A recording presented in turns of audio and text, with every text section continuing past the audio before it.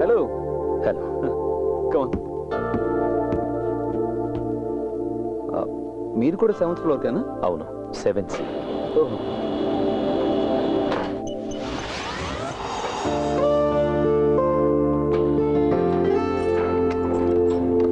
మాస్టారు, నేను ఒక్కనే ఉంటున్నా.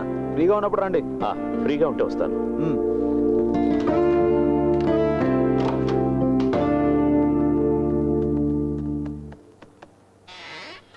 Please come.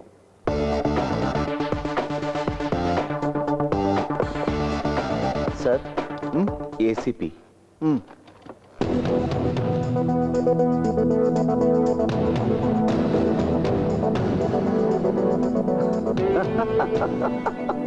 వీడా ఏసీపీ? ఏం కర్మరా బాబు. మీకేం తెలుసా? మరి మేము బెస్ట్ ఫ్రెండ్స్. ఇది ఇవ్వండి. Morning sir. Good morning sir. Felix గారి ఇన్వెస్టిగేషన్ డీటెయిల్స్ ఉన్న ఫైల్ సార్ ఇది. ఈ మెంటలోడా స్టేట్మెంట్ అంతా తయారు చేసింది? మీరు తెలుసని చెప్పారు ఆయన? ఒకనొకప్పుడు తెలుసు. Best fellow. Mister Madhav, shall I? Sure. See, ఇంతవరకు జరిగిన ఏటీఎం రాబరీస్ అన్నీ ఒక్కసారి మాత్రమే జరిగాయి. బట్ ఇక్కడ జరిగిన మ్యాసివ్ రాబరీ వరల్డ్లోనే ఫస్ట్ టైం. ఆన్లైన్ బ్యాంకింగ్ ఉన్న ఈ కాలంలో ఒకే బ్యాంకుకు చెందిన కస్టమర్స్ అందరి వివరాలు తను గుప్పెట్లో పెట్టుకోగలిగాడు అంటే భవిష్యత్ కాలంలో బ్యాంక్ అంతం చూడడం, అకాల మరణం. అంతం గురించి చెప్పడానికి వీడో పెద్ద నోస్టడామస్. అంటే మీరేం చేయలేనంటారా? నో, నేనేం అలా అనలేదు మాధవ్. చూడండి, ఈ ఏసీపీ ఏం చెప్పాడో నాకు తెలియదు, కానీ ఈ రాబరీ వెనకాల ఒక టెక్నికల్ మెథడ్ ఉంది. దాన్ని ప్రతిభ అని నేను అంటాను. ఆ ప్రతిభను ఎలక్ట్రానిక్స్లో చూపించుంటే చాలా గొప్పవాడై ఉండేవాడు. బట్ అదే సమయంలో తన ప్రతిభను అన్ని బ్యాంకులు ఇలాగే చూపించుంటే అన్ని బ్యాంకులు కూడా ఇబ్బందుల్లో పడి ఉండేవి.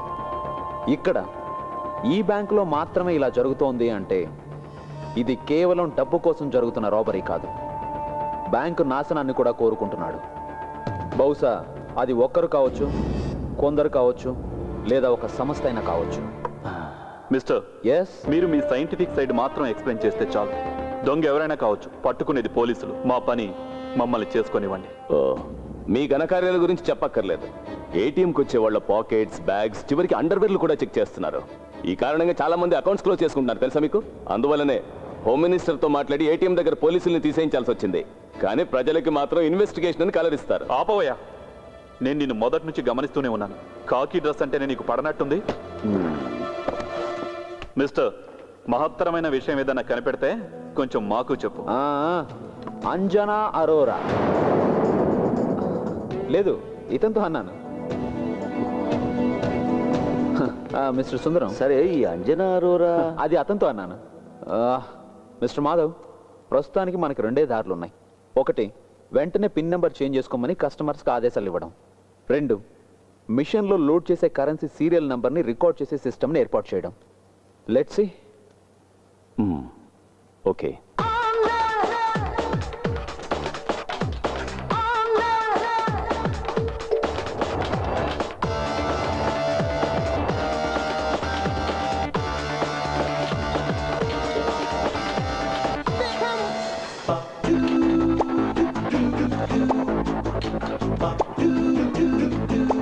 ఆహా, ఫిగర్ కత్తిలా ఉంది. ఎలా లైన్లో పెట్టాలి దీన్ని?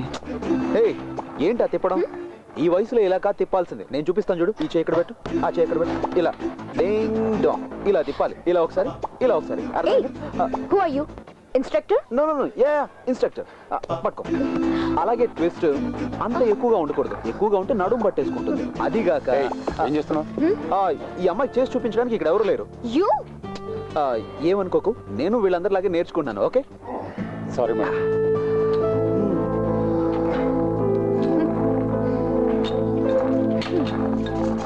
Good morning.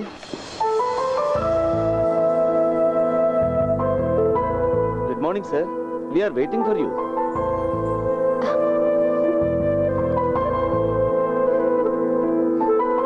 ఈవిడ మిస్ రూప, మా systems head. Mumbai head office నుంచి మీకు అసిస్ట్ చేయడానికి గాను తను ఇక్కడికి వచ్చింది. హలో. హాయ్.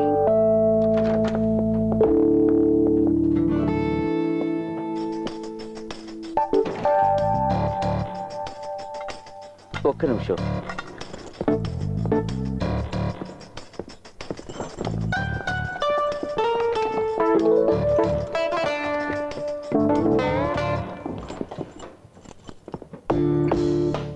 సార్, ఇది అకౌంట్కి రాని డబ్బు. సార్ ఫోన్ చేసి చెప్పారు.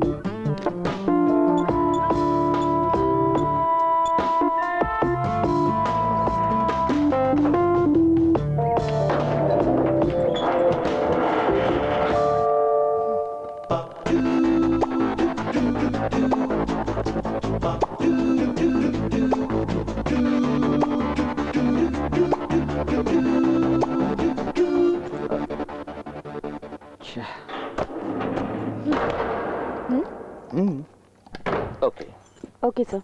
మాధవ్ సార్ గారి అన్అకౌంటెడ్ మనీ 2 రోజుల కోసం ఇక్కడ రాయాల్సి వచ్చింది. బాగుంది. నల్ల డబ్బును దాచుకోవడానికి బ్యాంక్ స్ట్రాంగ్ రూమ్ వాడుకుంటున్నారా? ఆహా, ఇద్దరు ఇక్కడే కూర్చొని డబ్బులు కొట్టాడు స్కెచ్ చేస్తారేటి? ఏం నాజర్, నీ అకౌంట్ లోంచి మళ్ళీ డబ్బులు పోయాయా? లేదు, దొరికింది. పోయిందంతా దొరికింది. నాది నాకు ఇచ్చేయండి. ఇప్పటి వరకు పోయిన డబ్బు నాకు అంతే చాలు. నీ అకౌంట్ నుంచి ఎన్నిసార్లు డబ్బు పోయిందంటున్నావు? ఆ సంగతి అతన్నే అడగండి. ఇది రెండోసారి పోవడం. ఇంకెవరికైనా ఒకటికి మించి ఎక్కువ సార్లు డబ్బు పోయిందా? ఇంతవరకు ఎవరు రిపోర్ట్ చేయలేదు. సరే, నువ్వంటే ఎందుకు ఆ దొంగకు అంత కోపం? ఆ సంగతి దొంగనే అడగాలి భాయ్. రా మాట్లాడుకుందాం. అలాగే పదండి.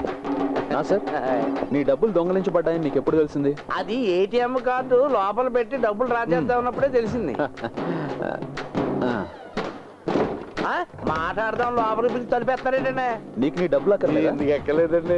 నీది మొత్తం ఎంత డబ్బు పోయింది? ఈ రోజు వరకు లెక్కెడితే 50,000 దాకా పోయిందండి. నన్ను కొడతావురా నీ పని. ఇప్పుడు చెప్పు నాసరం, నిజంగా నీది ఎంత డబ్బు పోయింది? చెప్తారు కానీ ముందు జంక్షన్ నుంచి కాల్ తీరా. చెప్పు, ఎంత పోయింది? ఎంత పోవాలి? పోయింది చెప్తే చాలు. 25,000 రూపాయలు. అంతేనా? అంతేనే. మరి మిగతాది? ఇది నా జేబులోనే ఉన్నాయి. ఇప్పుడు నీ సమస్య తీరిపోయింది కదా? బయలుదేరు. నో, ఇతను ఇలా వదిలేయకూడదు. పోలీసులు పట్టించాలి. మధ్యలో నువ్వు వెళ్ళు నాసరం. Hello hello, police control room. Hey, give it back. ఏం నువ్వు తెలివి తక్కువగా ప్రవర్తిస్తున్నావు? ఇతన్ని పోలీసులకు పట్టిస్తే రేపు న్యూస్ లో వస్తుంది. ఈ విధంగా చేసే అవకాశం ఉందని మిగతా వాళ్ళకి తెలిస్తే వాళ్ళు కూడా ఇలాగే చేస్తారు కదా. అర్థం చేసుకోవేంటి?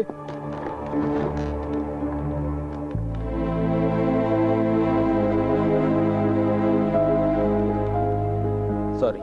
It's okay. ఒరే సొక్క మీద సొక్క వేసుకున్నాడా? ఈ వాల్తేరుడితో ఎట్టుకున్నావు. నీ సంగతి ఏంటో తేలిస్తాను తారా.